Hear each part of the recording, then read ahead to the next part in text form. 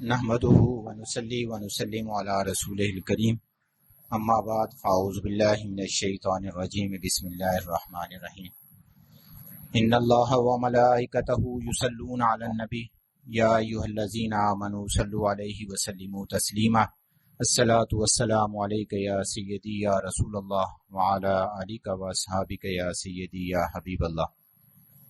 حضرت امام حسین رضی اللہ تعالی عنہ نے اپنا سر کٹایا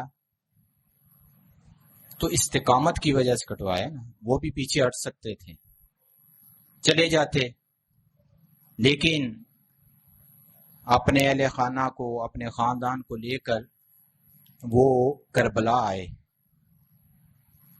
کس لیے؟ اپنے نانا کے دین کو بچانے کے لیے استقامت کا اظہار کیا، استقامت کا اعلیٰ درجہ۔ ایک طرف ہزاروں کی تعداد میں لشکر، دوسری طرف سینکڑوں بھی نہیں، تو یہ استقامت کی ایک اعلیٰ مثال۔ دوسری طرف ہمارے مربی و مشفق حضرت علامہ مولانا قاری ظہور احمد سیالوی صاحب رحمۃ اللہ علیہ، ان کی استقامت دیکھیں۔ ابھی علامہ صاحب نے فرمایا کہ جی تدریس انہوں نے جامعہ نظامیہ سے شروع کی، اور استقامت کی یہ مثال بھی شاید آپ کو کہیں اور سے ملے کہ ایک دن کے لیے وہ جامعہ چھوڑ کے کہیں اور نہیں گئے، وفات ہوئی تو اس دن بھی وہ جامعہ کے استاذ تھے۔ ہمارے مربی، ہمارے مشفق، ہمارا سب کچھ حضرت علامہ مولانا شیخ الحدیث حافظ عبدالستار سعیدی صاحب، وہ تو یہاں تک فرماتے ہیں کہ جس جگہ پہ مجھے مفتی صاحب نے پہلے دن بٹھایا، میں نے وہ جگہ تک تبدیل نہیں کی۔ کمرے کی وہ جگہ یہ نہیں ہے کہ کمرے میں جگہ نہیں تھی، کسی اور طرف بھی ان کی سیٹ آ سکتی تھی، انہوں نے وہ جگہ تک نہیں تبدیل کی، چاہے جائے کہ وہ کوئی جامعہ چھوڑیں یا کمرہ چینج کریں یا کہیں اور۔ میرے ساتھ خود واقعہ ہوا، میں نے شاید پہلے بھی ذکر کیا ہے، آرمی چیف کی میٹنگ، اس میں مجھے تکلیف ہوئی، گردے میں کوئی پتھری آئی، کیا ہوا، اتنی سخت تکلیف کہ مجھے میٹنگ سے ایمبولینس کے ذریعے جو ہے لے کے گئے۔ پتہ نہیں قاری صاحب کو کیسے پتا چلا، قاری احمد رضا صاحب سیالوی کو، انہوں نے کہا کہ جی آپ واپس کب آ رہے ہیں؟ میں نے کہا میں تو ابھی ہاسپٹل میں ہوں، چلے جب آپ آئیں گے بتائیے گا۔ لاہور پہنچا، قاری صاحب کو بتایا کہ میں لاہور آ گیا ہوں، کہ قاری صاحب کا، بڑے قاری صاحب علیہ رحمہ کا فون آ گیا، کیا ہوا؟ پتہ چلا بیمار ہو، یہ ہے وہ ہے۔ میں نے کہا اس طرح، کہتے کوئی مسئلہ نہیں، میں پانی بھیج رہا ہوں، اس کو پینا ہے۔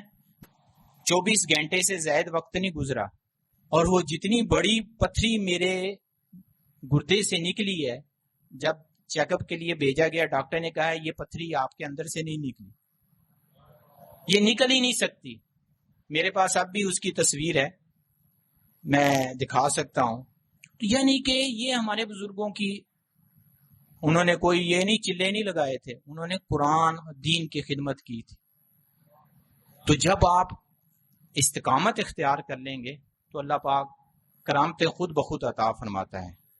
ابھی کرامت بیان کی نا، خود حافظ، قاری، عالم، فاضل، استاد، سب کچھ، 3 بیٹے ہیں، تینوں ماشاءاللہ، آگے ان کے بچے ہیں وہ بھی اسی لائن پہ، تو اور کیا کرامت ہوگی۔ تو یہ ہمارے بزرگ ہیں، تو ہم نے اپنے بزرگوں کی ان چیزوں کو دیکھنا ہے۔